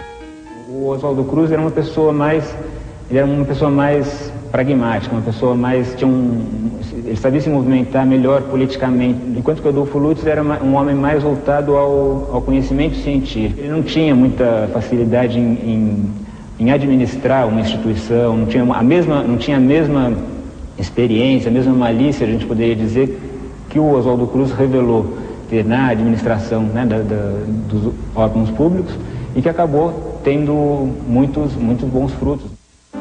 Emílio Ribas nasceu em Pindamonhangaba, interior de São Paulo, em 1862. Formado em medicina no Rio de Janeiro, especializou-se em pediatria e já na época da peste em Santos, empenhava-se no extermínio das epidemias e endemias em seu estado. Logo criaria o Instituto Butantan, a Seção de Proteção à Primeira Infância e a Inspetoria Sanitária Escolar. As pesquisas de Emílio Ribas sobre a febre amarela, simultâneas às do cubano Carlos Finlay, de que Oswaldo Cruz já tinha conhecimento, eram também muito avançadas. O médico paulista estava convicto de que a doença era transmitida por um mosquito. Emílio Ribas, Adolfo Lutz, na época seu colaborador, e mais 4 voluntários haviam se deixado picar pelo mosquito da febre. Os 3 primeiros apresentaram apenas leves sintomas da doença, mas os outros contraíram a moléstia que foi rigorosamente observada em seus sintomas. Essa experiência foi prova irrefutável para que Oswaldo Cruz, pouco depois, se mostrasse implacável na campanha da febre amarela. A ajuda foi mútua. Emílio Ribas seguiria os mesmos passos de Oswaldo Cruz no Rio de Janeiro para exterminar a febre amarela em São Paulo. E foi uma época em que os próprios pesquisadores se inoculavam, né?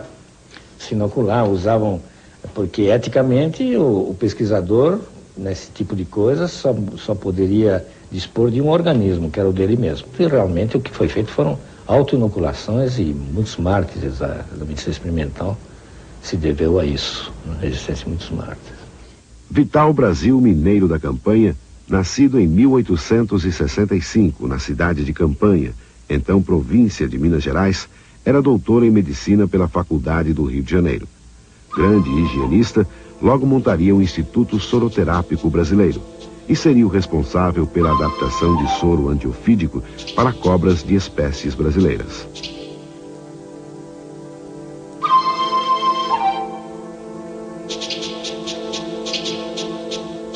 O Vital Brasil ele era assistente do Adolfo Lutz no Instituto Bacteriológico de São Paulo, que era o órgão que acabou continuando como o Instituto Adolfo Lutz. E foi muito interessante que tão logo, no mesmo dia que eles chegaram a São Paulo, o Vital Brasil, que estava dirigindo os trabalhos de profilaxia da peste em Santos, contraiu a doença, né? Ele contraiu a doença que ele estava ajudando a combater. E o Oswaldo Cruz, já nesse momento, ele não só teve a presença de espírito, não é, de ajudar nos trabalhos de profilaxia da peste, como ele assistiu o próprio tratamento do Vital Brasil, que ficou acamado durante vários dias. Em novembro de 1889, terminados os trabalhos de identificação da peste bubônica, todas as medidas de segurança pública foram tomadas. Apesar disso, a peste de Santos logo alcançou a cidade de São Paulo. Em janeiro de 1900, foi notificado o primeiro caso da moléstia no Rio de Janeiro. O país não estava aparelhado para defender-se sozinho. Não produzia soro antipeste, único remédio capaz de aumentar as chances de salvar os doentes infectados. Tornou-se fundamental a criação de centros produtores de soro. Surgiu então o Instituto Butantan, organizado por Adolfo Lutz, como uma extensão do Instituto Bacteriológico que ele coordenava. Coube a Vital Brasil chefiar esse instituto, que logo ganharia autonomia e se tornaria o maior centro de soro antiofídico do Brasil.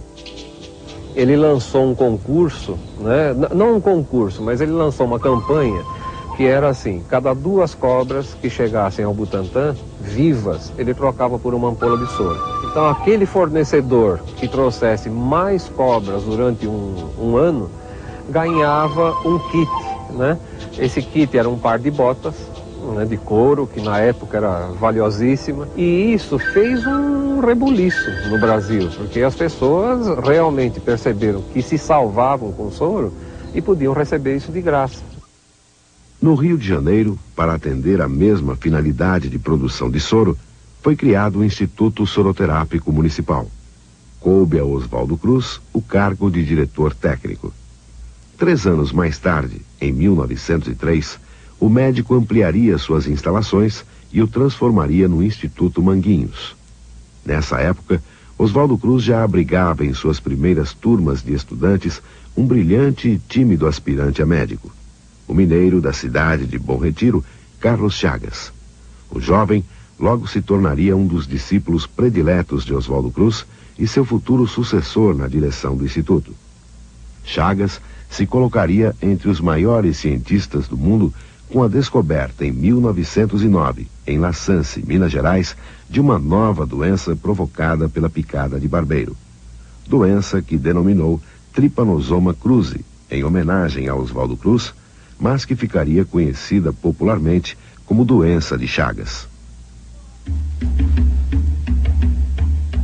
Em 1905, depois de saneada a cidade do Rio de Janeiro, Oswaldo Cruz deu início à sua primeira viagem pelo norte do Brasil. O cientista tinha consciência de que os problemas de saúde não se restringiam à capital federal. Sabia também que sem um trabalho preventivo em outros portos do país, as moléstias que havia erradicado logo retornariam à capital. O serviço mais urgente era a organização da defesa dos portos principais contra a invasão marítima das doenças. No dia 27 de setembro de 1905, com as campanhas da febre amarela e da varíola em pleno desenvolvimento, organizou uma viagem de inspeção costa acima, anotando os pontos mais vulneráveis à entrada das doenças infecciosas. Em 68 dias de viagem, visitou 25 portos.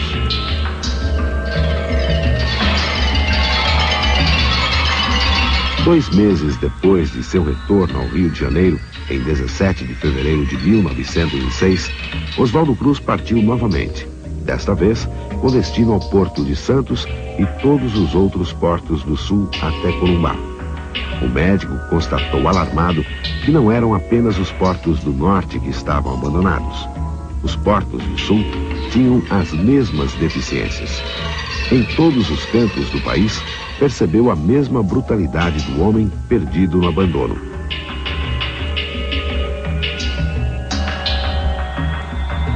Baseado nas duas viagens, Oswaldo Cruz apresentou ao governo um plano de aparelhamento dos portos brasileiros para a defesa sanitária.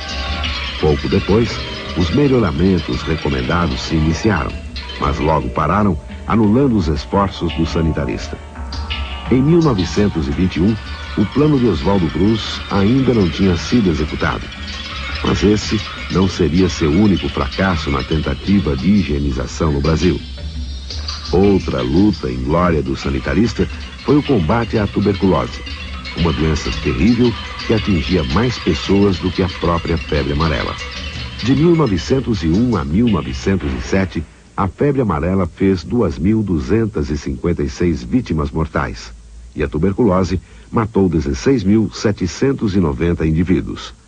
Mas o máximo que conseguiu fazer em relação à doença foi criar o Hospital de Cascadura, primeiro centro de tuberculose do Rio de Janeiro. O problema é que o Estado, nesse momento, não achava que isso era uma atribuição dele. O Oswaldo Cruz chegou até fez uma proposta, né, de tentar combater a tuberculose nas fábricas, nos cortiços do Rio de Janeiro e tal, mas isso não foi para frente, porque isso não tinha apoio político nenhum, né? Quer dizer, o que tinha apoio político do governo eram aquelas doenças mais de fachada, né? Não quero dizendo com isso que elas não fossem importantes. Eram, né? Para a imagem do país, a febre amarela e a varíola eram coisas que não se podia admitir na época que um país que se pretendia civilizado tivesse esse tipo de doença. Formava-se em Oswaldo Cruz uma consciência social muito grande. O médico reforçou sua crença sobre o valor da educação, única defesa possível da massa rude contra seu próprio obscurantismo e o obscurantismo social das camadas privilegiadas da população. Nada pertence só a uns e não a outros. Tudo pertence a todo mundo. Tanto no bom como no ruim. A miséria que ainda assola vários dos nossos seres humanos em vários cantos do mundo, ela pertence também aos privilegiados. E os privilégios do acesso ao conhecimento, a última tecnologia, isso e aquilo, que pertence a poucos no planeta, também, paradoxalmente, pertence aos muitos desprivilegiados. O homem tem que aprender, porque fatalmente nós devemos admitir que o homem talvez fosse uma espécie destinada à extinção. Se não se extinguiu é porque ele desenvolveu a inteligência de maneira excepcional, como nenhum outro animal conseguiu fazê-lo. Mas enquanto não se investir pesadamente em saúde e educação, mas não educação assim, e alfabetização de adultos, não. Educação de crianças mesmo, né? Das gerações futuras, eu não vejo lá muita possibilidade. Porque a mediocridade cultural gera mediocridade. E o que se deve fazer é lutar contra a mediocridade. Porque senão nós vamos ter toda uma uniformidade medíocre, que em ciência se chama entropia, né? Uma entropia medíocre, né? Uma entropia de mediocridade, com a qual nós temos que lutar. Em 1907, Oswaldo Cruz continuava sendo um personagem polêmico. Rodrigues Alves já não estava no poder. Seu sucessor, Afonso Pena, não dava ao cientista o mesmo apoio do governo anterior. E cada vez mais, ele teria problemas no próprio instituto que criou. Em 1909, Oswaldo Cruz teve que optar entre seu cargo de diretor de saúde pública e a direção-geral de Manguinhos. Ele se decidiu pelo Instituto. Nesse período, contratado pela Madeira Mamoré, foi a chamada Ferrovia do Diabo tentar sanar os problemas que impediam a conclusão da estrada. Nessa época, sua saúde já começava a fraquejar. Por isso, foi acompanhado apenas pelo Dr. Belisário Pena, e que se tornara seu médico particular. No dia 11 de julho de 1909, os dois médicos chegaram à cidade de Porto Velho. De lá, após minuciosa análise da região, partiram para Santo Antônio, e Oswaldo Cruz, em carta para Sales Guerra, descreve suas impressões. Creio que no inferno não há região análoga.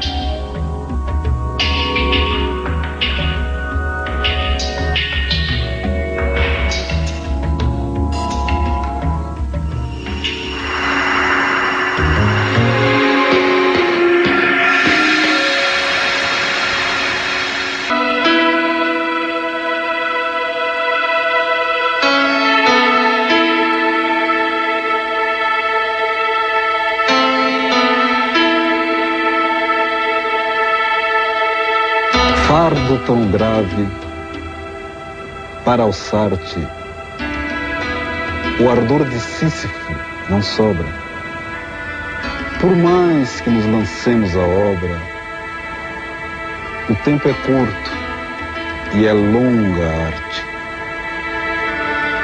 Longe de tumbas colossais, por um cemitério isolado, meu coração, tambor velado, só toca para os funerais.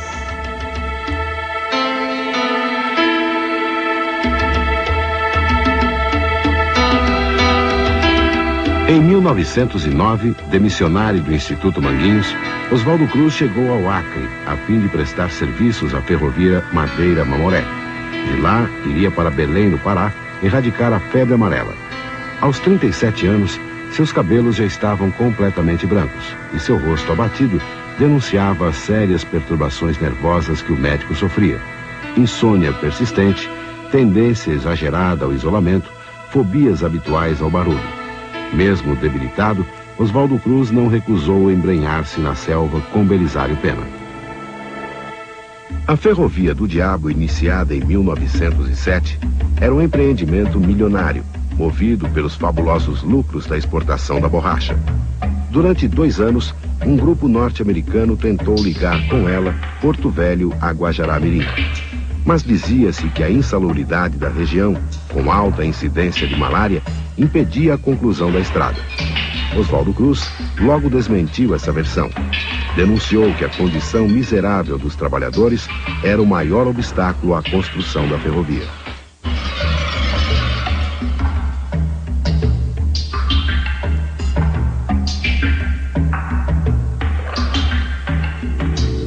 As fortunas acumuladas durante o ciclo da borracha foram feitas às custas de multidões famintas, que acorriam da seca do Nordeste aos seringais promissores, mas só encontravam doenças, solidão e morte.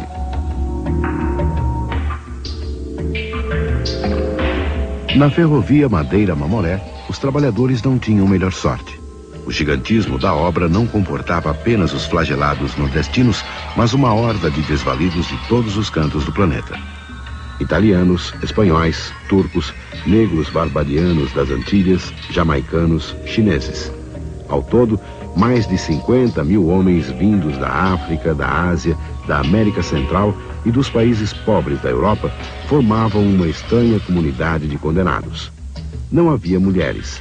E os homens se comunicavam através de gestos e uma mistura estropiada de português, espanhol e inglês, num dialeto muito próprio que iam criando. Nessa Babel sinistra, que já começava a chocar o mundo, as pessoas morriam em quantidades assombrosas. O sistema de trabalho era semi-escravagista, e o salário, teoricamente mais elevado, não era nunca suficiente, pois já se chegava lá com dívidas de saúde que jamais seriam pagas. Antes de 90 dias, os homens caíam doentes. No cemitério local, já haviam 30 mil cruzes de nacionalidades e etnias diferentes. Para conter o surto das doenças, a companhia instalou um grande sistema hospitalar na Candelária, a 2 quilômetros de Porto Velho. No meio da selva, um hospital moderno e bem aparelhado abrigava os melhores médicos americanos. Mas eles não tinham muito conhecimento sobre as doenças dos trópicos. Decidiram recorrer a Oswaldo Cruz como última tentativa para terminar a estrada. Na Madeira Mamoré, o diagnóstico detalhado e exemplar de Oswaldo Cruz surpreendeu pela eficiência e rigor. Mostrou que todas as doenças do lugar eram conhecidas, entre elas a malária ou o impaludismo. Oswaldo Cruz ordenou que um exército armado de guardas sanitários obrigasse a população a tomar doses enormes de quinino e a dormir sob mosquiteiros. Isso tornou possível terminar a estrada de ferro, mas, quando acabou a construção, o ciclo da borracha estava no fim, e a estrada ficou na mata, perdida e sem utilidade. Depois de vitoriosa inspeção pela Madeira Mamoré, Oswaldo Cruz e Belisário Pena seguiram direto para Belém do Pará. Enquanto isso, em Laçance, Minas Gerais, Carlos Chagas, seguindo os conselhos de Oswaldo Cruz, filmava os doentes de um estranho mal que acabava de descobrir: a doença do barbeiro.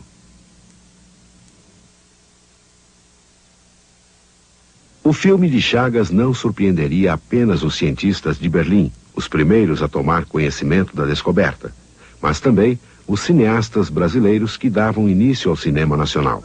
Estava a mulher no seu lugar, veio a morte de fazer mal. A morte da mulher, mulher no homem, homem no boi, boi na água, água no fogo, fogo no pau, pau no cachorro, cachorro no gato, gato no rato, rato na aranha, aranha na mosca, mosca na velha, velha piá.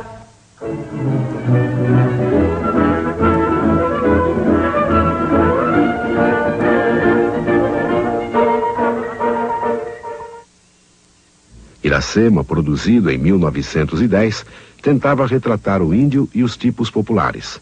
Mas seriam os preciosos materiais iconográficos dos cientistas que revelariam o rosto do país aos intelectuais que buscavam um novo espírito nacional. O índio negro de Iracema logo seria substituído no cinema pelos índios verdadeiros da região amazônica. Em Belém, ao contrário do Rio de Janeiro, a profilaxia da febre amarela não provocou guerra. Pelo contrário, segundo palavras do próprio médico, no norte, ele e sua equipe foram tratados como deuses. A população estava ansiosa para se livrar de tamanho mal, e os jornais locais, com raras exceções, ajudaram na campanha. Oswaldo Cruz garantiu: se pudesse contar com o apoio irrestrito das autoridades locais e da população, em 1 ano a cidade estaria livre da peste. Seu chamado foi atendido e em 6 meses a doença começou a se extinguir. Em novembro de 1910, enquanto sua equipe aportava em Belém, Oswaldo Cruz se preparava para representar o Brasil na Exposição Internacional de Higiene na cidade de Dresden, na Alemanha. O cientista partia para o que seria sua consagração internacional definitiva. Nos anos 10, a Europa finalmente se curvava ante o Brasil. Na França, Santos Dumont, com seu aeroplano 14 bis, era aclamado o pai da aviação. Em Berlim, o estande brasileiro organizado por Oswaldo Cruz para divulgar os trabalhos do Instituto Manguinhos fazia sucesso e recebia a visita das maiores autoridades científicas europeias. Oswaldo Cruz concluía: a nossa posição no mundo científico está perfeitamente garantida. Graças a Oswaldo Cruz, o modernismo na ciência brasileira foi simultâneo ao europeu, o que no campo da arte e da literatura ocorreria com 9 anos de atraso. Ao retornar para o Brasil, recebido com todas as honras, o médico foi readmitido em Manguinhos. Em 1911, Oswaldo Cruz foi eleito membro da Academia Brasileira de Letras na vaga de Raimundo Corrêa. E o Instituto Manguinhos, projetado por ele internacionalmente como uma grande escola de moléstias tropicais, passava a receber inúmeras visitas de personalidades mundiais. Em 1913, o presidente norte-americano Theodore Roosevelt visitou o Instituto. Em 1925, Oswaldo Cruz já havia morrido, mas seus continuadores, Carlos Chagas, Adolf Lutz, entre outros, receberam a visita do grande cientista do século, Albert Einstein. De 1911 a 1913, as atividades expedicionárias de Manguinhos foram intensas e decisivas para a formação de uma mentalidade saneadora nacional. Foram também os primeiros registros sociológicos e antropológicos do país. Eu sempre digo que essas expedições anteciparam muito, né, uma outra grande odisseia brasileira, que foi o tenentismo nos anos 20. Né? A coluna Prestes, nos anos 20, fez esse trajeto, né, pelo Brasil, descobrindo o Brasil, mas eu acho que quem teve essa precedência foram os médicos, daqui, do Instituto Oswaldo Cruz. Eles estavam usando tudo para descobrir, para redescobrir esse Brasil novo que estava sendo criado ao longo de todo o período em que os escravos vieram para cá, em que os índios foram se misturando à população, nos grandes centros urbanos, em que foi se criando esse Brasil, em que foi se gestando as relações críticas políticas na sociedade brasileira, enfim. Mas o modernismo é isso, todos eles querendo afirmar o fato de que a mistura é a própria mudança. A mudança implica na mistura de tudo. E a mistura é irreversível. Quer dizer, ao se misturarem as raças no Brasil, se criaram novas raças. Entre setembro de 1911 a fevereiro de 1912, Astrogildo Machado e Antônio Martins percorreram os vales do São Francisco e do Tocantins. Em março e outubro de 1912, 3 expedições exploraram o Nordeste e o Centro-Oeste do Brasil. Arthur Neiva e Belisário Pena percorreram o norte da Bahia, o sudeste de Pernambuco, o sul do Piauí e Goiás de norte a sul. Para o Ceará e o norte do Piauí, dirigiram-se João Pedro de Albuquerque e José Gomes de Faria. Adolfo Lutz e Astrogildo Machado desceram o rio São Francisco de Pirapora a Juazeiro, visitando também alguns de seus afluentes. Entre outubro de 1912 e março de 1913, Carlos Chagas, Pacheco Leão e João Pedro de Albuquerque inspecionaram boa parte da bacia amazônica. Em 1915, os relatórios de viagem tornaram-se públicos com enorme repercussão. Entre os pré-modernistas foram principalmente os escritores que se deixaram influenciar por essa nova visão do país e do homem do interior e do sertão. Monteiro Lobato, por exemplo, amigo pessoal de Belisário Pena, mudou totalmente sua visão preconceituosa sobre o caipira, que está em seu livro Urupês, depois que entrou em contato com as ideias desses saneadores.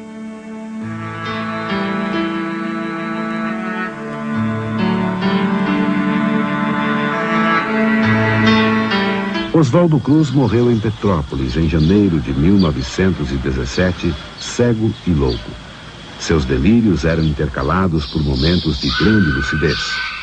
Sua doença, misteriosa e degenerativa, segundo alguns especialistas, era sífilis. No processo de institucionalização de sua figura pública, esse dado foi omitido das biografias. Tinha 44 anos, estava com esclerose múltipla e, portanto, há algum tempo ele delirava, né? Ele não conseguia mais estar muito sintonizado com a realidade. Aliás, esse foi um dos motivos pelo qual ele foi levado daqui do Rio de Janeiro para Petrópolis, 2 anos antes, mais ou menos, um ano antes de morrer. Ele foi eleito prefeito de Petrópolis por alguma articulação política que eu não sei exatamente qual foi, e ele morreu de uma forma triste, como eu estava dizendo, porque ele já estava assim agonizando. Isso é um relato da morte dele que se repete em vários depoimentos, né? E passava em frente à casa dele uma passeata de protesto contra ele, né? Porque as pessoas perceberam que aquela prefeitura de Petrópolis tinha sido dada a ele, era somente um arranjo político, né, para retirar uma figura proeminente na época, de uma situação constrangedora que era a sua própria doença. Depois da Primeira Guerra Mundial, evidentemente, a medicina tropical continuou tendo um desenvolvimento. Aí São Paulo também começou a desenvolver muito as pesquisas em medicina tropical, especialmente na Universidade de São Paulo, e eu defendo essa opinião, que a Universidade de São Paulo nasceu sobre a égide da pesquisa e investigação científica.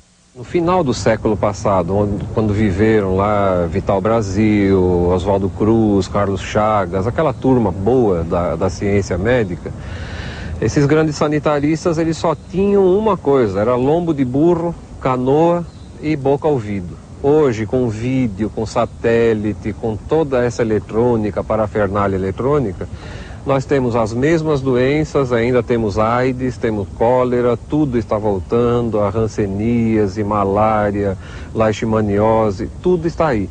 Nós estamos no limiar assim, de um novo, transformador, drástico, dramático movimento de mudança no conhecimento, na forma de conhecer, na forma de interpretar o conhecer, naquilo que sabemos do que somos e do que podemos.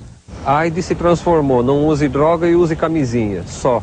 Mas não é só bem isso. Então, dentro da era de eletrônica, nós estamos engatinhando em relação a esses grandes pioneiros.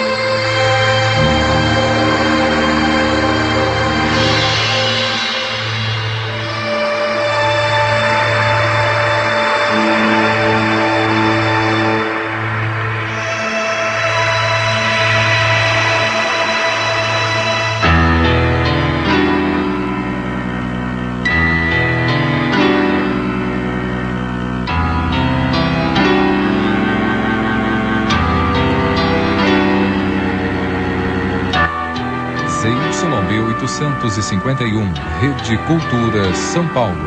Shimizu e Jeff Lynott na disputa do Campeonato Japonês de Futebol. Amanhã, 10h30 da manhã. Assista agora Ensaio com Helena Meirelles.